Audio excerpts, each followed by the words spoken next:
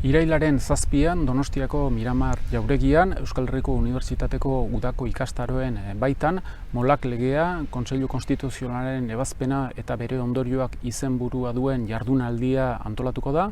Bertan parte hartuko dute Pol Molak berak, Philippe Blanchet soziolinguistak, Eneritz Zabaleta juristak eta hainbat federazio eta instituzioetako ordezkariek. Bere izenburuak dion bezala, ikastaro honen helburua da Molak legearen edukia aztertzea, baita ere Kontseilu Konstituzionalak hartutako ebazpenaren ezaugarriak aztertzea, kontutan izanik ebazpen horrek legearen 2 artikulu esanguratsu bertan bera uzten dituela, konsideratzen baitu konstituzioaren kontrakoak direla eta artikulu horietariko batek irakaskuntza elebiduna murgiltze ereduaren arabera ikutzen du, eta zentzu horretan ebazpen horrek ondorioak ukan ditzazke bereziki irakaskuntza mailan. 3 interrogazio nagusi daude. Lehenik eta behin, zer gertatuko da gaur egun Ipar Euskal Herrian esperimentazio moduan murgiltze eredua aplikatzen duten eskola publiko eta pribatu konfesionalekin.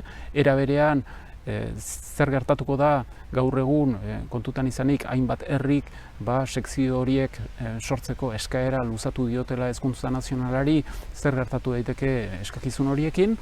Bigarren interrogazio nagusia da ikastolei dagokionez, alegia gaur egun asoziazio kontratua daukate Hezkuntza Ministeritzarekin, eta etorkizunari begira planteatzen den galdera da, ia asoziazio kontratu horiek berrenegoziatuko diren, eta horrela bada ze baldintzetan eta ze ezaugarriren arabera. Eta 3. interrogazioa da, jakitea, Hezkuntza Ministeritzak zer nolako erabakiak hartuko dituen etorkizunean, irakaskuntza elebidunaren eremuan eskolak sortu nahi direlarik, edota sekzio berriak, edota irakasle lanpostu berriak, eta hor Hezkuntza Nazionalak tentazioa eduki dezake hurrengo urteetan sorrera kopurua mugatzeko.